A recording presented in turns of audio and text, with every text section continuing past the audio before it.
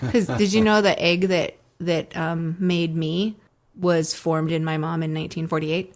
The egg, the human ovum that is half of me, has been around since 1948. How is that? Because baby girls are born with all of their eggs, and they simply mature as the time comes. It's not like how humans with penises, they continually make their gametes.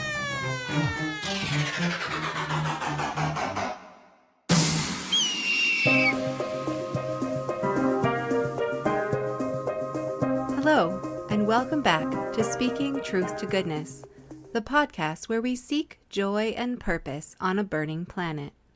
I'm Patty Robron, here with my incredible co-hosts, Jerry Atkin and Michaela McCormick, bringing you another episode that's close to our hearts.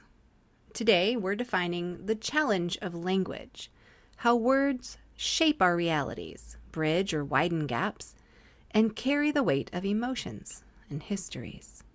We'll explore how art, social media, and yes, even the wisdom we've gleaned from hanging out with tweeners informs our understanding of communication in the activism sphere. It's about remembering who we're talking to, choosing our words with care, and above all, listening. Stay with us as we unpack the layers of language and its impact on our mission to build a better world. Don't forget to like, comment, subscribe, and follow us on Instagram to join the conversation. Here it is.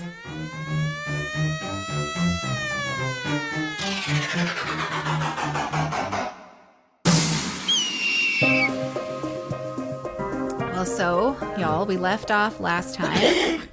We know that we are white people, and we're here because we're talking to white people. We're engaging in thoughts around intersectionality of age, race, class, etc. in activism and meeting people where they're at.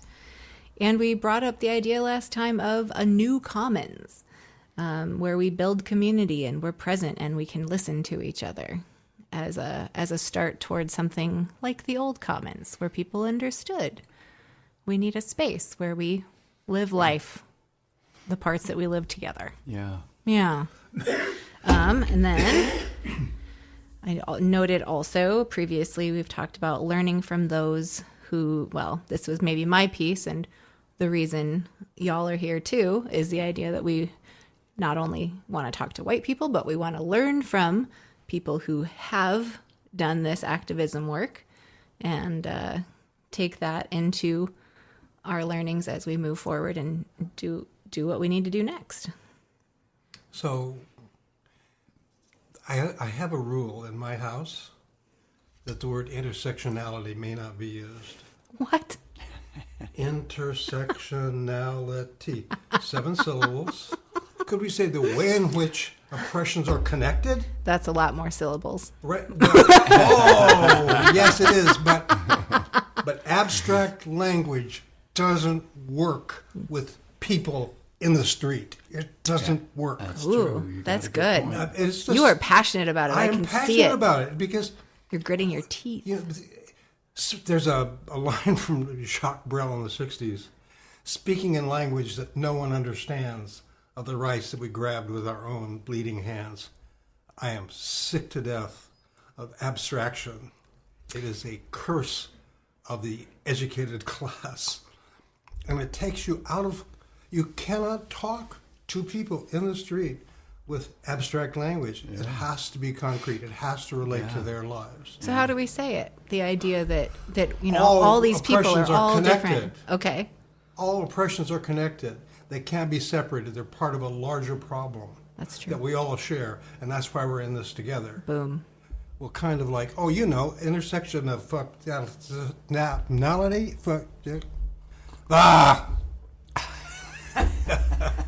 I told you I was cranky today. Yeah. Our differences But you understand, and our similarities. this is really important. If we want a climate movement, we have to talk in language, not just that we share as activists, but that connects to people's real lives. Yeah. Same with labor, everything. So I'm a bit of a language fanatic.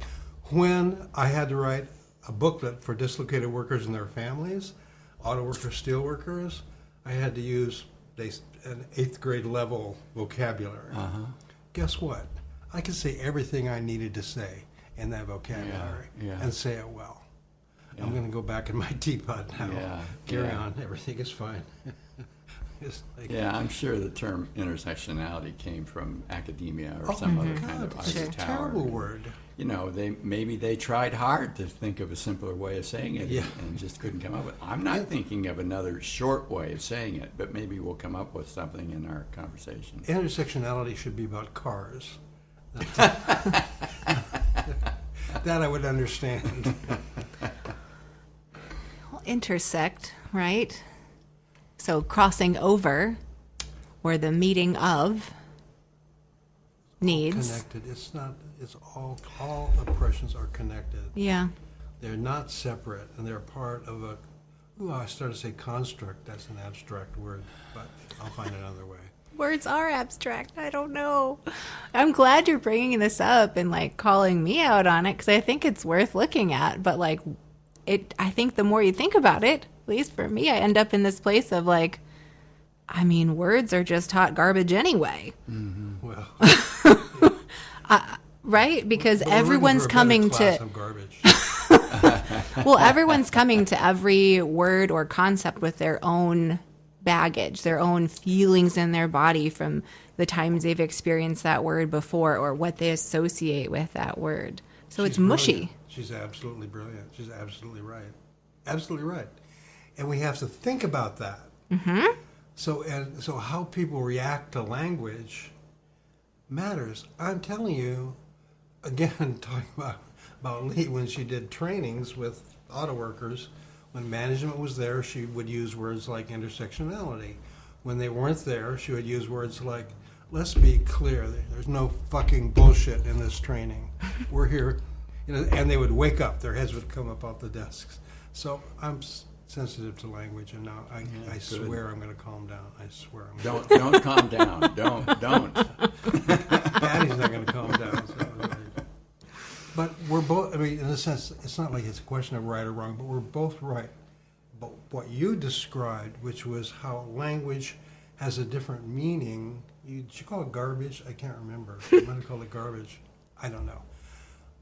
The same words mean different things to people based on their experience. Correct. And what you're saying is a less,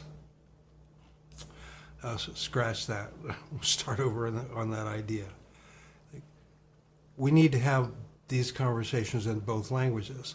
I worked with working people all my adult life. I know how they talk. I know more than most what they mean. And it's like, it's complicated. So we try to make it simple, but it's not. And that's why one-on-one stuff is the only real, I think, the path to change. It's got to be one-on-one. It's got to be experiential. The larger formats are useful. Not saying they're not. But we're not changed by them, in my experience. Our consciousness might be raised a bit, but again, we talked about the role of art because it actually hits people in a non-verbal way so that it's processed in their body and not in their head. Or should be. So this whole question of how we communicate is at the center of everything. So we just have to give it some thought. We just can't create the Jock Brow speaking in language that no one understands. That would be intersectionality. I don't know if I should fight this one or not. Oh, you know. What's behind the urge to fight it? I think that particular word, intersectionality, has maybe shown up outside of circles that are more academic. Like I think because of meme culture and the internet, it may be. Oh, meme culture and the internet. All those auto workers online all the time. No, they're not. Yeah, they are. They're scrolling. They're scrolling their Instagrams and their TikToks. I'm going to go in my room. I know this is going to be a big point of contention between the generations of figuring out how it is that we come to knowledge or determination, right? That's a whole other completely significant reality. But that's totally connected to communication. To our peers, adults.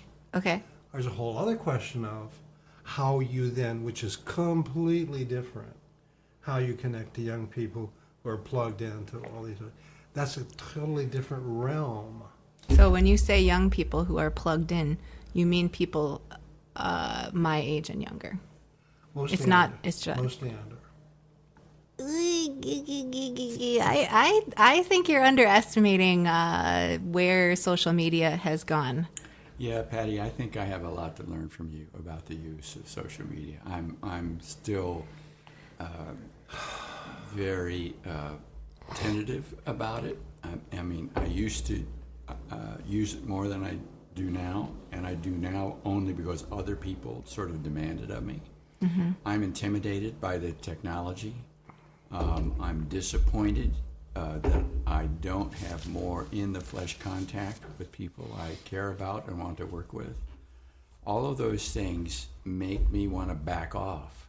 But I think you're right that this is, social media and this technology is with us, and it's, I don't want to say it's taking over, because I don't think we can let it take over in terms of decisions about what to do with it and how to use it. But it's here to stay, and it's powerful in its ability to influence people. That we have learned in the worst possible way in the last 10, 15 years, Yeah. And it can be really useful, like what your daughter learned about making those masks on YouTube. And believe me when I tell you that if you ask her about basically any war or anything from history, she will tell you all about it. And it's the same thing. There's just such amazing content out there where this information is made not boring, and it's made in a way that is memorable to young brains, because you're engaging not just one sense, right? You're not just hearing or you're not just reading. You're getting motion and color and visuals in a way that sticks somewhat. Yeah. But I'm glad that we talked about this. Jerry's glaring at me. I'm glad that we talked about this because, today in theory is about identifying challenges, and we've already hit upon things that probably underpin most of the challenges we could identify that relate directly to activism, right? So how we communicate among all of our differences, right? Our ages, our whatevers, everything that our experiences have led us to experience differently. We're going to communicate differently about that. And so getting people enough on the same page so they understand what we're facing, what our goals are, and then to be enough on the same page with those things that we can talk together about how to get there. Yeah. Right? We don't have to be exactly the same. That would also be bad. But we do have to figure out the language where we meet. Yeah. So hanging out with your daughters is hilarious. But also my first real exposure to, I don't know how to say it, their flow between concrete reality and this, whatever you would call it, this sort of stew of information and images coming at you very fast. Yeah. So I really believe brains are being reprogrammed into how you take in information. 100% How you agree. integrate it once you've taken it in, I'm not clear on. But what I've learned is that this is the new reality, and that it's seamless in how it fits into the lives of young people. Well, remember, they don't remember a world without it. Even Right. me, I was announced digitally before I came into this world. And I was born in 1979. Like, my dad worked in Silicon Valley. He was sitting in his little computer room with his, phone headset plugged into the foam cups that had him wired somehow to his work in 1979. And my mom called, "Honey, my water broke." And he saved somewhere on a mag tape in ones and zeros, "Gotta go have a baby." So I'm sure I wasn't the first one, but I had to have been a fairly early baby announced in ones and zeros. Wow. So, I mean, there's that. But then, like, by the time I was 5, I was learning reading and rhyming activities via computer game. Because that's where I lived, and that's how it worked. And so now, fast forward that 30 years to my kids, they don't know a world without that stuff. I mean, I don't know that any of us even can imagine what their brains are like because of that. I mean, my kids will tell me, I still question them on this, but they swear it's true. They can be watching 2 things at once and think they're getting it all. I don't know how that's possible. They swear it's true. Well, I do know that one person who hangs out in your house is listening to our conversations about podcasts and climate change while doing other activities. So I know that happens. She's getting it. So I think this is really critical. If you talk about challenges, the challenge is we live in a world that speaks multiple languages, not just French, English, Arabic, but within the single language. So, I mean, not that it's so relevant, but I went to the American Friends Service Committee had a group of Pacific Island Asianers and Spanish-speaker youth, and they did a show on Mother's Day of dance, and the first part was traditional dance from all the countries it came from. The second part was hip-hop. I thought, this gets played out in every household, every day. The sort of tension, not necessarily negative tension, but the tension between one reality and another. So I think this, for me, is, I mean, I've learned so much hanging out with tweeners in a short time that tells me that I have to reevaluate how I see this part of the world. And even if I'm not yet, I haven't figured that out, but I know I need to work on it. So it's like everything else. Every challenge is something we need to address. In the start of the conversation,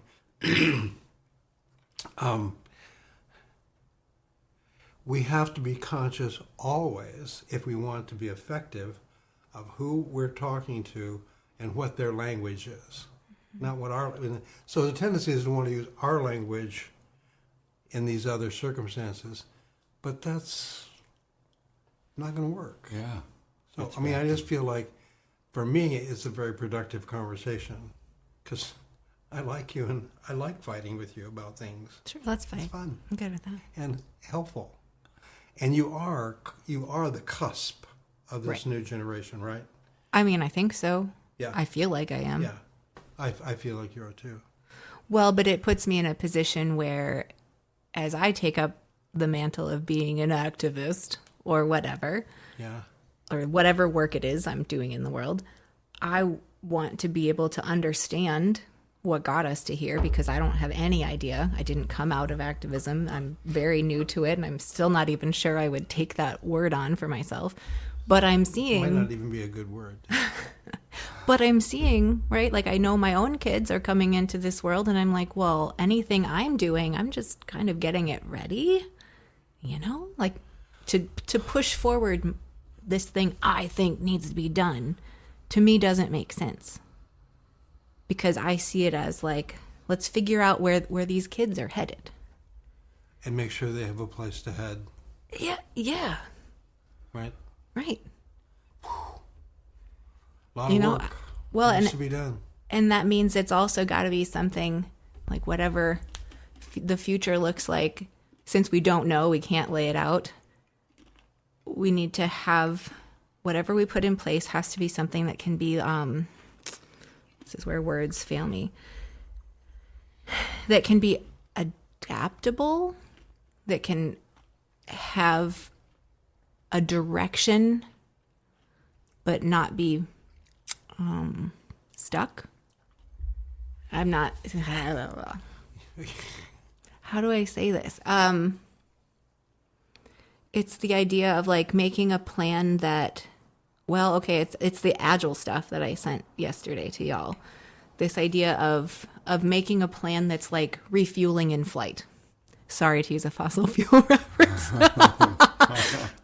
So I didn't hear what you said. Like refueling in flight, right? So like the idea that maybe we can't see the light to the we can't see the light to the next bend, but we can see the light in front of our feet, and so it's our job to like try to understand what's up by that once bend. in a while Yeah, we got to look up. We're headed. But really, we're only taking the step into that little pool of light that's at our feet.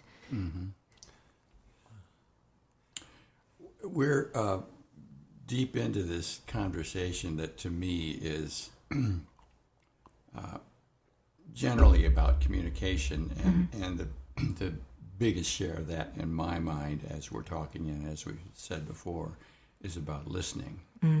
Listening to young people, listening to different cultures, etc. Listening to different languages.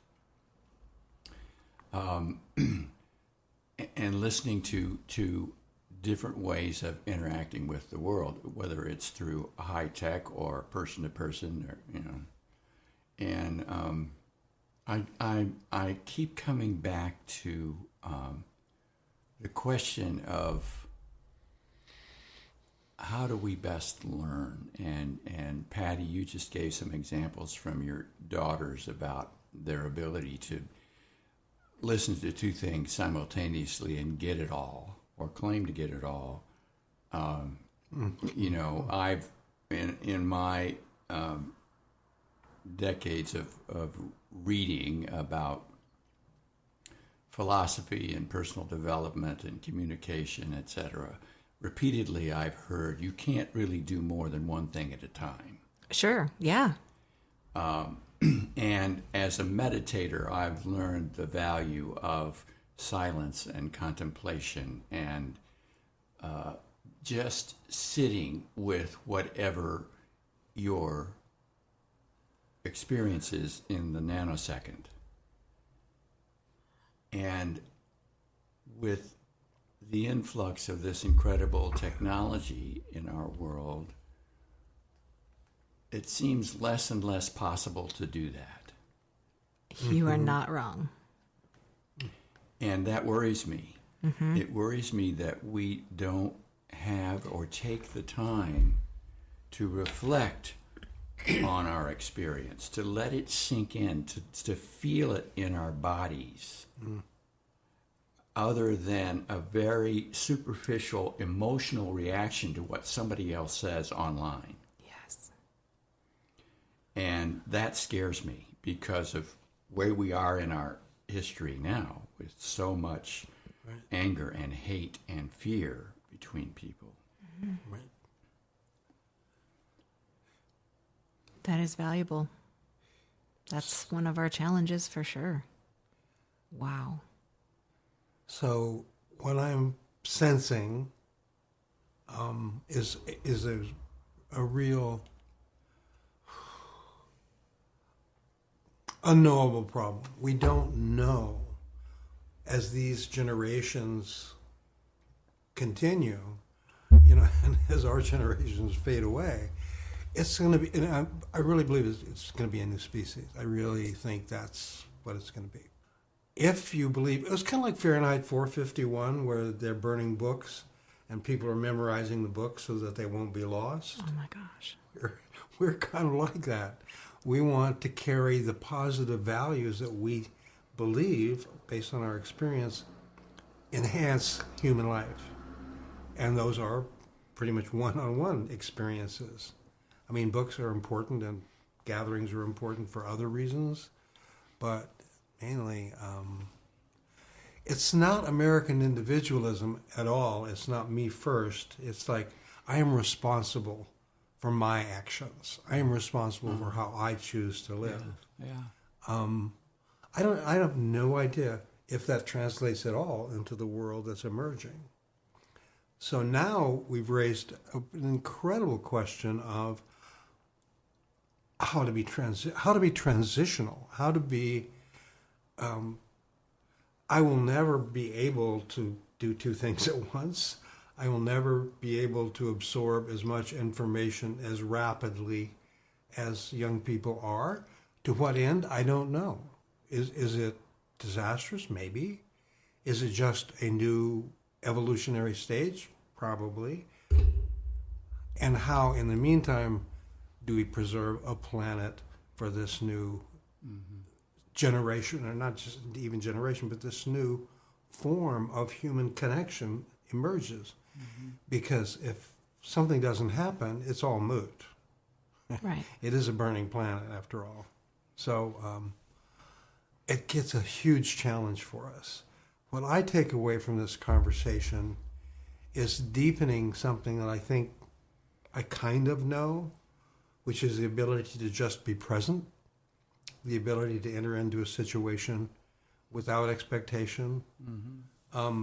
I think I have moved somewhat, for an old codger, I have moved into this world that we're describing with a certain grace, and I've been accepted with a certain grace.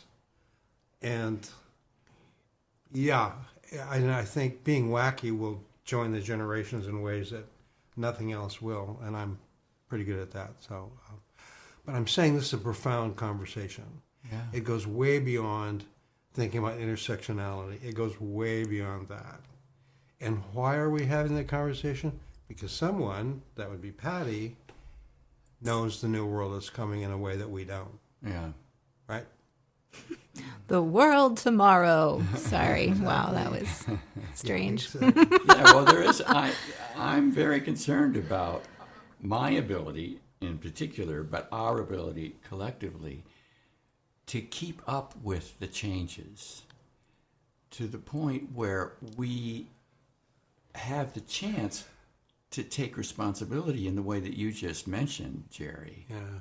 That my concern is that the speed at which we've learned to operate doesn't allow us to know ourselves well enough to take responsibility, that we simply react the way people react online to something they read that upsets them, or excites them in a way that takes them away from themselves, their authentic selves. I think it's exciting. I just had this vision of, I don't know what form, but where, young people whose world this is are in a position of transmitting their knowledge to us and not the other way around. Yeah. Ding, ding, ding. That idea has appealed to me for a very long time. I think it was when I was still working at Target in the early 2000s. Yes. Where I was hearing a lot of this like corporate development stuff, right? 'Cause it's very corporate.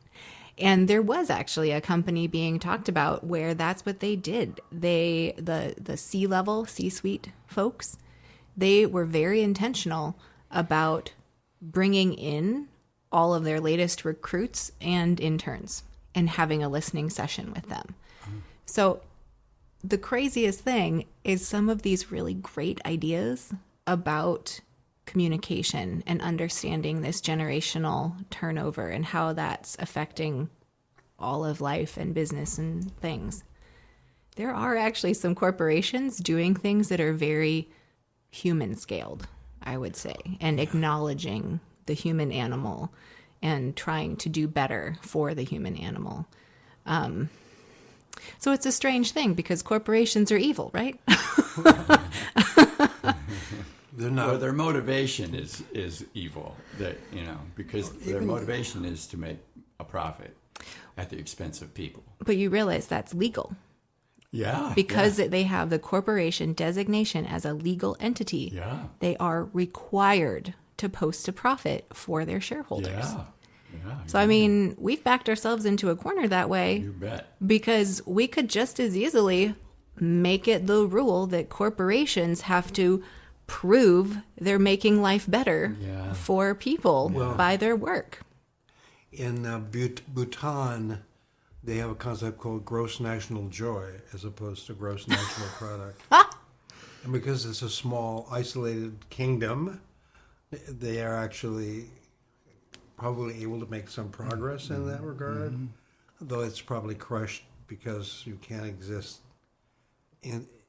We are unfortunately interdependent, and it was true in Africa when I was there, that some of the things that Josie and I wanted to do couldn't be done because every other country around them was on the capitalist path, and there was no way to survive. So, I think I would like to deal with the myth of fiduciary responsibility, which I am glad has the word douche in it, because that's...